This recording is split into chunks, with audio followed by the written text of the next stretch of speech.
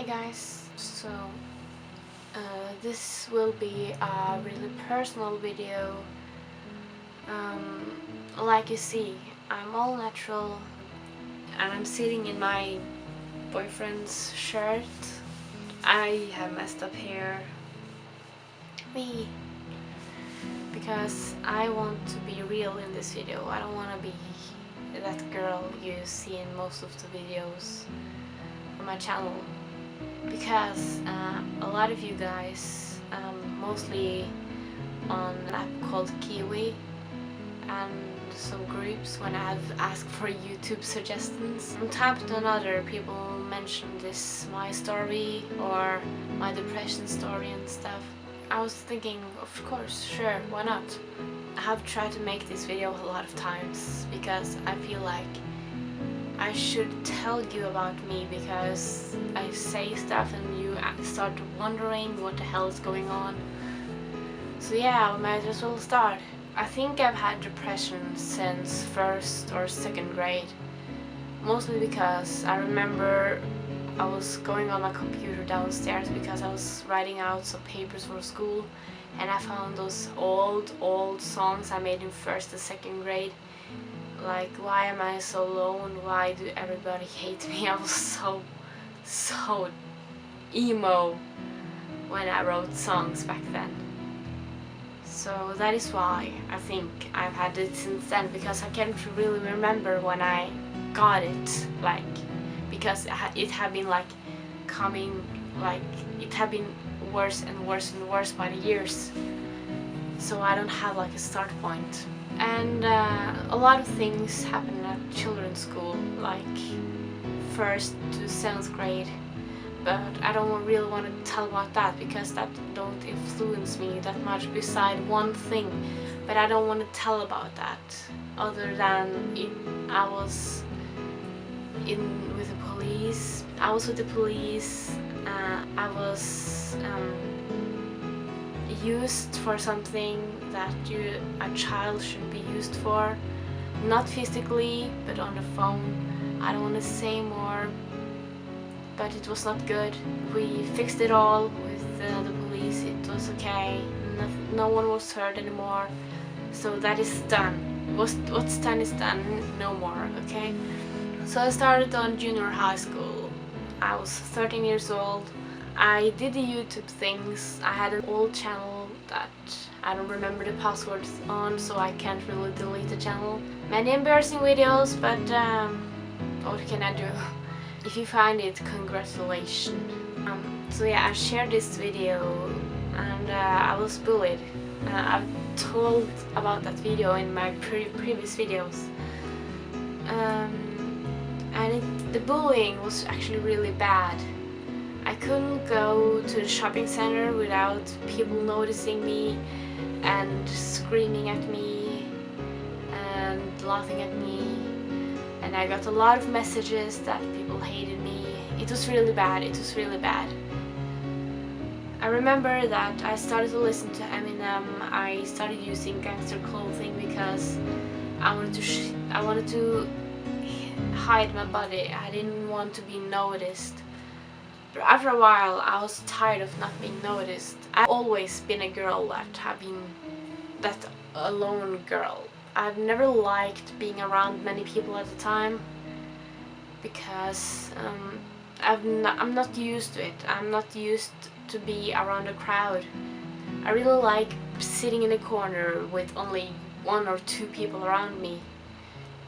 And that was really difficult in junior high because everybody's up on each other all the time. But after a while I got jealous because people got noticed and people was popular and no one really saw me. I was sitting in the hallway and no one even looked at me. I was just sitting there listening to music. So I decided that I want to change. Because I've always liked this rock style, what I called it back then, rock style. So I started with scene clothing and then I got to emo, and like I said, and I hoped that I got some attention, at least that somebody would say hi to me and see that I actually exist.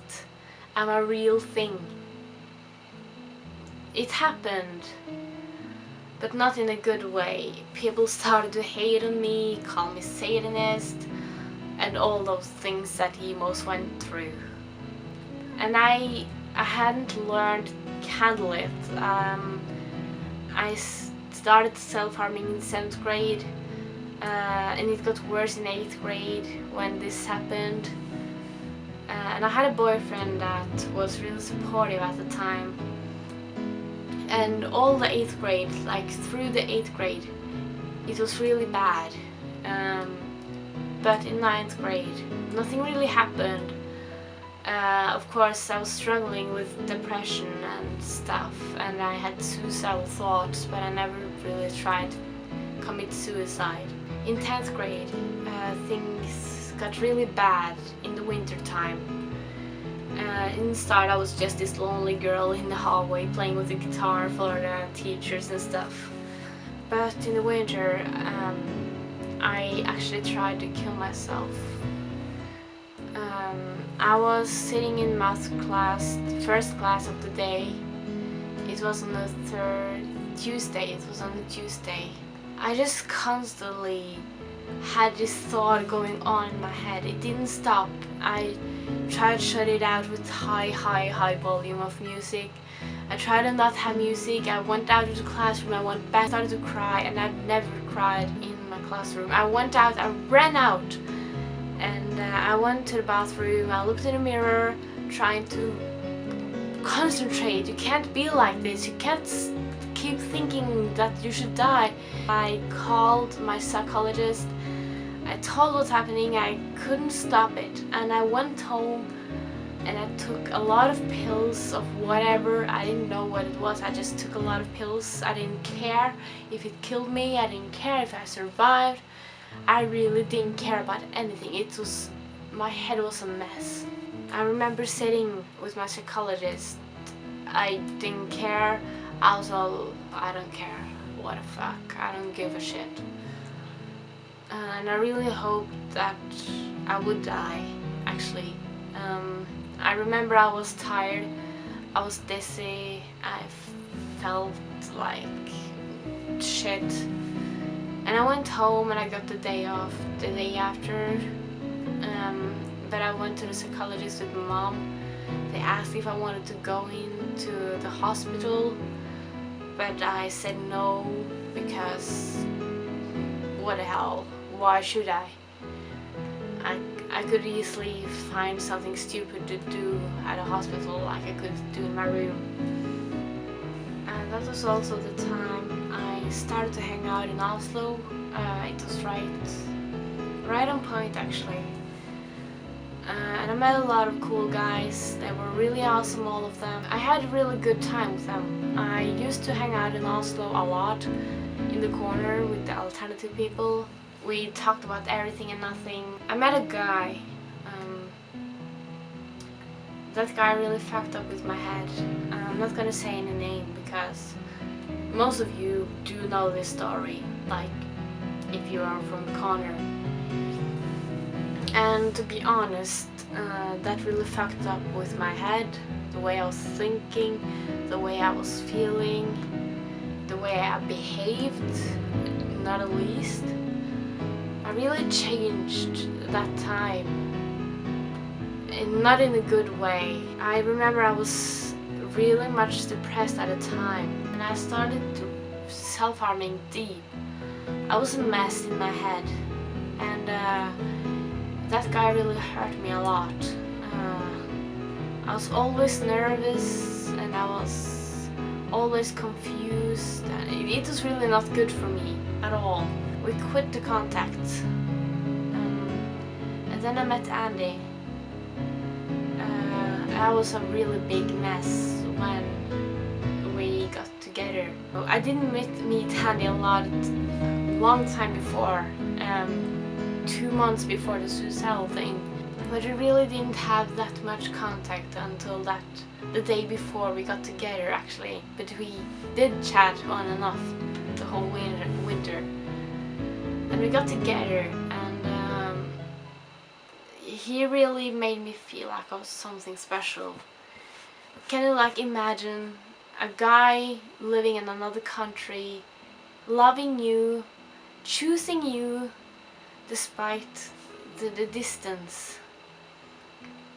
And the week after I made that video, LDR, what's going on, and this smile, I don't think I had a smile like that until I met him. Like, he actually made me realize that what people think of you really doesn't matter, and that's why I actually started doing the YouTubes, because I stopped giving a fuck of what people think about me. Of course, I didn't give a fuck before that if people hated me, but I was still nervous if people would hate me, if that makes any sense. I remember he one day was awake all the night because I was a mess. I started to lose people started to hate me for a really weird reason. It was not on school, it was drama at the corner in Oslo, and I was a total mess. And another time around when school ended, I had a drama, another drama with other people from school, and he was there for me too all the nights. And that a guy sitting all the night on Skype, trying to calm you, trying to take care of you and say, don't give a fuck about those, I love you and that does matter. We had a breakup for 1 day or something, no, 2 days or something. And Daddy got jealous because I was hanging out with my best guy friend. And that was really cute. So we got together again, so we didn't think of it as a breakup. Or I don't think it as a breakup, I think it as a break, I guess. When I met him for the first time as a boyfriend, that feeling like finally meeting that guy who was there for you when no one else was, I have no words for what he had done to me. Like, the way he's treating me is like, and all the times when I get depressed, he's always there for me. He's realistic. He doesn't say it will be okay now, it will be okay soon, and I'll be here for you. And sorry, I get emotional. That he's taking care of me when it feels like everything is falling apart, when I feel like I have lost everything, because I had so many friends, I had so many people that meant so much for me, and that they're just gone, that some of them just go away from me and I don't even know why. Like, I had friends and I tried to call them, but they never answered.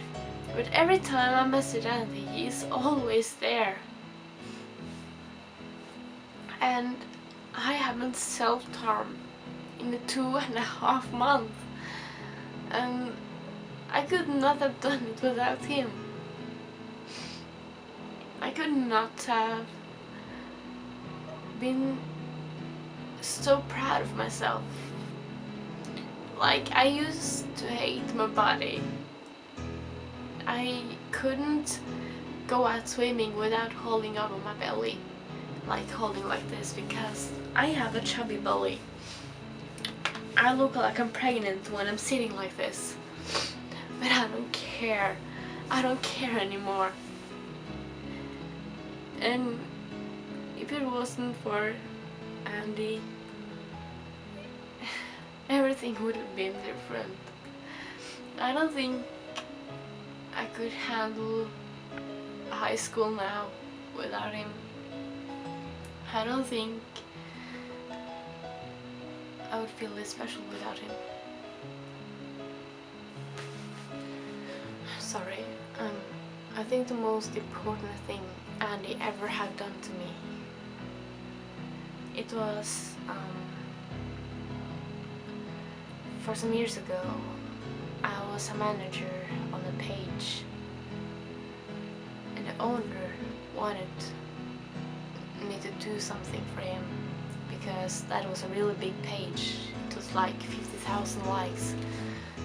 That was considered big. And he wanted me to do some favors for him on Skype. You probably understand it when I say it like that. And I was desperate, so I did. And he started to threaten me after a little while. And if I didn't do it, he would tell people that I've done it, to people that was really close to me back then. So I was threatened to do that for him. And after a while I got him away from me. I swifted Facebook. That is when I got the Facebook I have now. And recently, this summer, right before I was going to Andy, I was at band camp. He came back and he asked me again. And I said, no, won't happen. I'm over you. I'm over it. You can threaten me all you want. Then he sent me a picture of a footage where I did stuff for him. He had taken record of me, and he said that he would post it on YouTube and on my Facebook and send it to all of my friends, either I know them or not. And I was panicking. I didn't know what to do. And Andy was so confused. He was so worried. He didn't know what to do either. And he started talking to that dude too. He couldn't make him stop. So I had to do it again. And I felt like a whore. I felt like a mess. I felt like I lost the battle. It was over. I have to do this the rest of my life. And I FaceTimed Andy after that. And I felt like I disappointed him. That I felt like a girlfriend, that I've cheated. And he was so sorry. You should have seen him. He was so sorry. We talked about this for days. We were scared of him contacting me again. And he did. But I was standing on it. I was not gonna do it again. And I was so scared that he would send it. So I posted a Facebook status saying, if you get something ugly of me by a guy, tell me, please. And I did the same on Instagram. The day after, I went to the police. I reported him, and they accepted the report. They started to search for this guy. I told them everything that happened in detail. I gave them a phone, and I didn't get it back before I went to Andy in Denmark. And I didn't hear something. My lawyer contacted me and asked if I wanted to take another hearing. And I said, of course, if they want, I want to do that, because I want to do everything in my hand to do this. And Andy even contacted the Danish police before I reported. And he was there for me all the time. He was supporting me. He was telling me what I should do if he was me, and he was always there for me. He was supporting me. And I got to know some days ago that they found him. They found the guy that blackmailed me. And I think I've never been that relieved in a long time. I think that is the biggest thing Andy have done to me, helping me with something he actually could have broken up with me for. I risked that he would hate me. I'm honest with him, I'm telling him everything, and he's always there for me. That guy I'm in a relationship with, he's amazing. And I think no one has ever done so much for me that he had done, and he lives in Denmark and I live in Norway. And he's helping me with getting over depression now. My goal is being depression free till the winter. I haven't self-harmed in soon 3 months because of Andy. My depression is easier because of Andy, and I think it will be gone because of Andy. He have helped me so much. All of you should find someone who's there for you. I definitely want to be here for you, so if you need me, contact me please. In the description, in all of my videos, you will see ways to find me, ways to contact me, and I will be here for you, and I really mean it. I know how it is to be alone, and it's not good unless you want to be alone, of course. Sometimes it's really good to be for yourself. And I really hope that this video inspires you somehow to fight depression and stuff, because I haven't told you everything because I don't want to go into detail, and this video would be shit long if I told you everything. But this is the basics. Maybe I will make something later or something, I don't know. If you're going through depression and stuff like that, just know that fighting makes you stronger. It really does. I don't think I could handle that much hate that I get now because I make videos. You really don't know how much hate I actually get for it. I don't think I could do this a year ago. I could not. Just find someone you look up to be your star, to be your idol. Because if I didn't have those idols, those YouTubers, those singers that I have in my heart, I wouldn't have courage to even go outside. I look at them and think, what would they do if they were me? Find someone to talk to, and find someone who have experience with stuff that you go through. Just find someone. There is a lot of things online. Stay strong, guys. I'm still fighting depression, and I know I will get through it. It's not forever. Just look at all those guys they went through depression, and look where they are now. Some of them are dead because they gave up too early. Most of them are alive. They are an inspiration. So what would you do? Would you really lose your life for something that could be an amazing experience? Or do you really want to try that amazing experience to do stuff? I'm so happy I actually didn't commit suicide.